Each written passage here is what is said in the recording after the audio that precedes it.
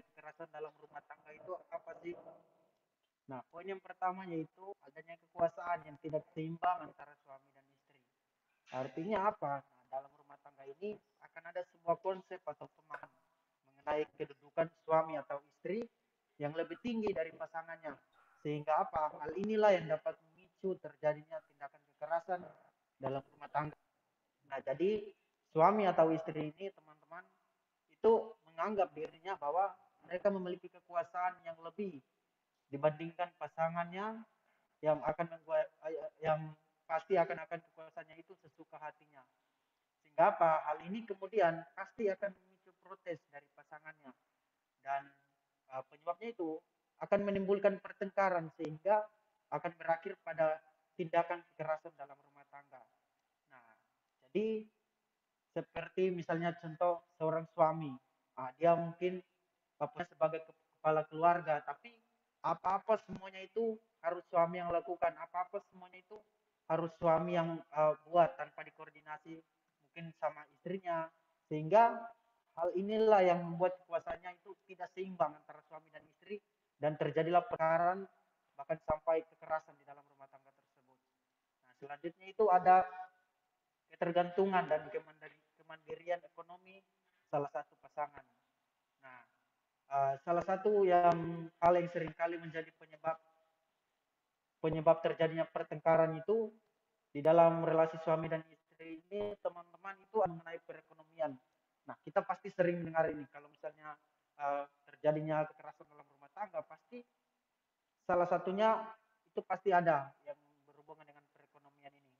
Nah, di mana pasangan yang memiliki pendapatan lebih tinggi ini itu pasti kemungkinan besar akan bersikap sebagai orang yang dibutuhkan oleh pasangannya. Karena apa? Karena dia memiliki pendapatan yang lebih lebih tinggi mungkin dari istrinya atau dari pasangannya. Nah, fakta ini kemudian teman itu akan berimbas kepada masalah penggunaan dan pengaturan keuangan keluarga.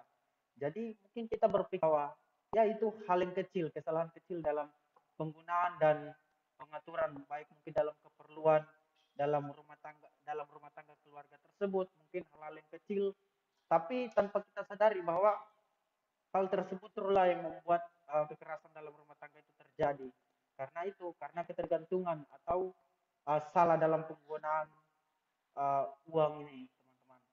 Nah, selanjutnya next. Nah, teman-teman tadi kita sudah lihat bahwa apa itu penyebab terjadinya Suaranya kurang KDRT. keras dikit, Faisal.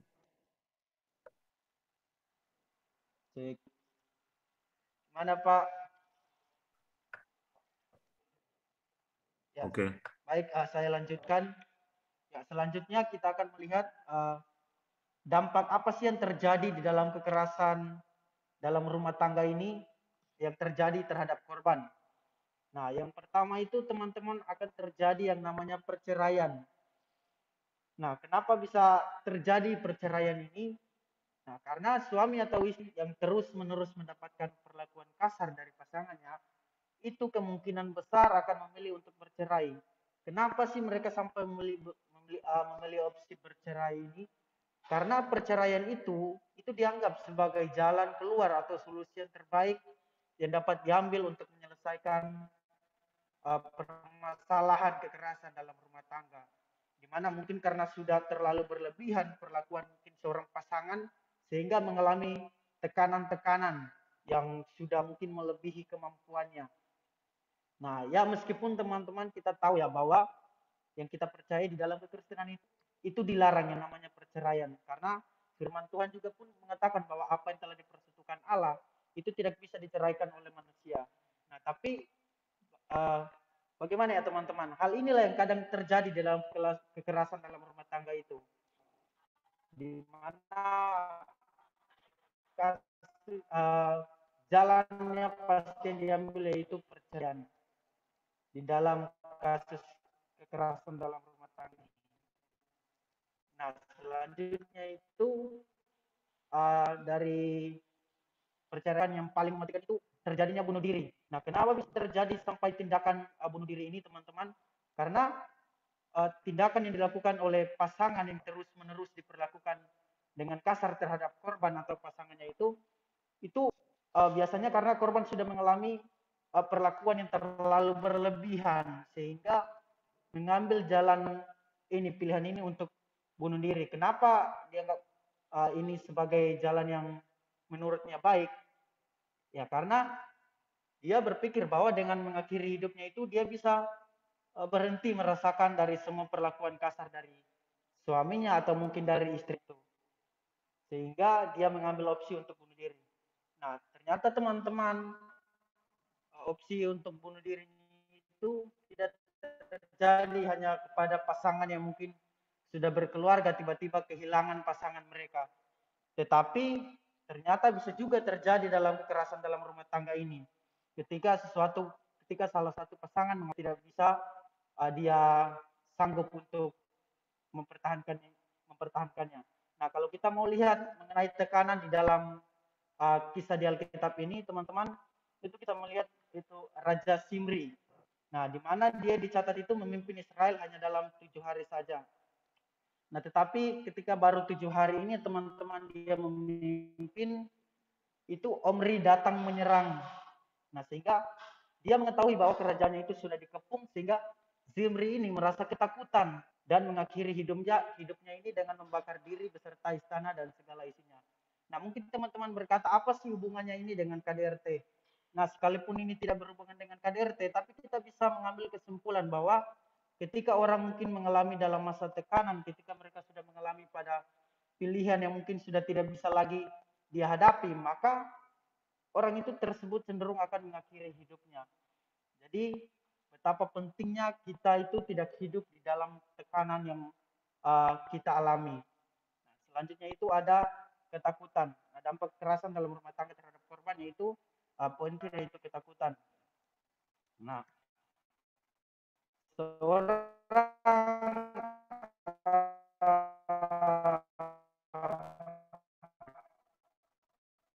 korban yang terdampak dalam KDRT ini itu menjadi orang yang paranoid atau orang yang mengalami gangguan mental karena pasangannya. Nah, sehingga apa? Hal ini itu membuat korban ini tidak lagi untuk membangun hubungan yang baru. Ya karena itu, karena masalah yang tadi yang terjadi. Sehingga apa? Pengalaman kekerasan dalam rumah tangga yang dia alami itu membuat dia tidak meyakini orang-orang yang mungkin dia akan menjalin hubungan ke depannya dengan orang yang baru itu tidak mudah lagi karena trauma yang dia alami di dalam keluarga dalam KDRT ini untuk membangun hubungan baru. Nah, jadi itulah yang membuat mereka itu mengalami ketakutan karena perlakuan salah satu pasangan mereka yang sudah terlalu berlebihan. Nah, next selanjutnya. Nah, kita sudah melihat penyebab dan dampak dari KDRT. Selanjutnya kita akan melihat bagaimana sih atau metode atau tindakan pendampingan konseling pastoral kepada orang yang mengalami KDRT ini. Nah, yang pertama itu seorang konselor harus menjalin relasi yang baik dengan menciptakan rapor atau hubungan yang akrab dan hangat dengan konseling. Nah, tentu saja hal ini merupakan hal yang penting karena kenapa? Untuk konsel itu berjalan dengan baik, maka perlu yang namanya juga baik. Bagaimana konseling itu berjalan dengan baik, teman-teman? Jadi perlu yang namanya kita harus menjalin relasi atau hubungan terlebih dahulu dengan korban atau dengan konseling ini. Nah, selanjutnya seorang konselor itu harus menjadi pendengar yang baik. Nah, jadi kedepannya mungkin kalau kita menjadi konselor itu ketika kita sedang melakukan konseling, jangan terlalu banyak kita berbicara, tapi kita lebih banyak untuk mendengarkan apa sih yang disampaikan oleh konseli ini. Nah, selanjutnya yang ketiga itu menjadikan konseli sebagai suatu proses dan bukan ceramah atau kuliah bagi konseli. Nah, yang keempat ada konselor harus mendiskusikan setiap masalah yang dikemukakan oleh konseli secara menyeluruh. Selanjutnya poin itu ada konselor harus menerima konseli sebagaimana adanya selaku pribadi yang berharga. Jadi tujuan kita melakukan konseling ini itu pastikan kita juga memiliki tujuan yang benar, tujuan yang motivasi yang betul bahwa kita memandang mereka juga pribadi yang berharga di mata Tuhan. mereka juga perlu kita untuk membantu mereka keluar dari masalah yang mereka alami itu. Agar apa? Kita juga istilahnya kita turut merasakan apa yang mereka rasakan tersebut.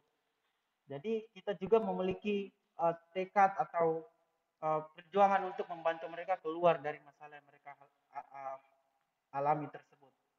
Nah, selanjutnya yang keenam yaitu konselor harus membantu konseli untuk memahami diri atau mengajar konseli untuk memikirkan maksud Tuhan di balik masalah yang dihadapinya. Jadi konselor juga harus berperan penting dalam hal ini ya teman-teman. Kenapa? Jadi seorang konselor itu harus memberikan pemahaman bahwa apa yang terjadi dalam hidupnya itu sudah pasti ada maksud Tuhan. Begitu juga dengan setiap kita, pasti yang terjadi itu ada maksud Tuhan di dalam setiap hal yang kita alami. Nah, poin yang ketujuh yaitu konselor harus bisa membedakan antara penyebab dan gejala. Nah, karena apa? Karena masalah yang sama belum tentu bisa diberikan dengan solusi yang sama. Nah, artinya apa? Seperti di slide sebelumnya yang saya paparkan tadi, yaitu mengenai dampak KDRT. Nah, salah satunya itu kan ada ketakutan. Nah, mungkin kita sebagai konselor hanya menghilangkan rasa takutnya. Dengannya mungkin kita hanya memberikan dengan obat-obat penenang dan lain sebagainya.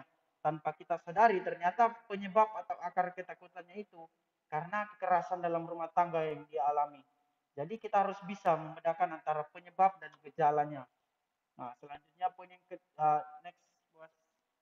Nah, kita masuk pada poin yang ke-8, yaitu konselor harus bisa membimbing konseli kepada suatu pengenalan yang baik dalam tentang Kristus. Jadi kita harus membimbing konseli ini kepada suatu penyerahan hidup yang total bagi Tuhan Yesus. Sehingga apa? Di dalam masalahnya itu kita mengajari bahwa konseli ini tidak uh, melawan untuk masalahnya itu dengan sendirian. Jadi kita mengajarkan konseli untuk mengandalkan Tuhan, menyerahkan hidupnya seluruhnya itu kepada Tuhan. Agar apa? Agar dia juga sadar bahwa di dalam permasalahan yang dialami itu dia tidak sendiri. Ada Tuhan yang bersama dengan dia yang menanggung setiap penderitaan yang dialami. Nah, selanjutnya yang kesembilan yaitu konselor harus membantu konseli untuk memiliki persekutuan yang akrab dengan keluarga atau orang tua dan lingkungannya. Nah, tujuannya ini itu agar konseli ini tidak merasa sendirian atau tidak merasa kesepian dalam masalah yang dialami. Karena itulah penting untuk kita mengajak konseli ini untuk membangun persekutuan mungkin dengan orang-orang dekatnya, terutama di keluarga atau orang tua, baru di lingkungan sekitarnya, sehingga dia tidak merasa tertolak dengan keadaan yang dia alami, tapi dia merasa diterima oleh orang-orang di sekitarnya, terutama keluarga-keluarga dekatnya itu. Nah, yang ke-11 yaitu konselor mengajarkan konseli untuk berdoa dan diperlengkapi dengan ayat-ayat Alkitab. Nah, misalnya itu mengajarkan tentang pengendalian diri, menerima diri sendiri, dan sehingga apa konselor itu uh, sebaiknya mengajak konseling ini untuk menerima secara realistis keadaan dirinya. Jadi kita juga mengajak konseling ini untuk berdamai dengan masalah yang dia alami itu. Bagaimana dia harus menerima atas semua yang terjadi, bagaimana dia harus mengendalikan dirinya sehingga dia tetap memiliki kekuatan untuk menghadapi masalah yang dialaminya.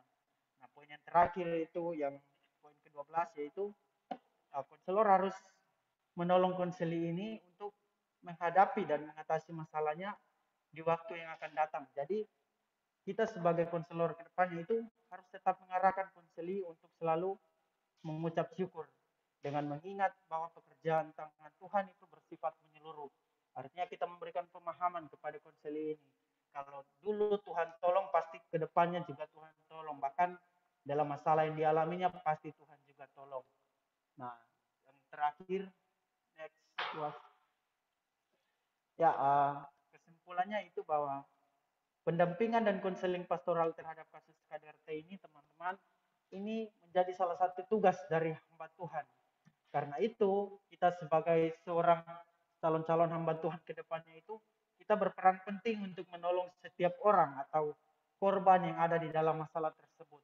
Nah, jadi sebagai seorang hamba Tuhan, itu kita juga menjadi seorang konselor, di mana kita memiliki kewajiban untuk memberikan pemahaman yang benar tentang bagaimana sih kehidupan atau keluarga orang Kristen itu kepada anggota gereja kita, sehingga mereka menjadi orang-orang yang dewasa, dalam keluarga mereka itu ada sukacita, ada damai sejahtera.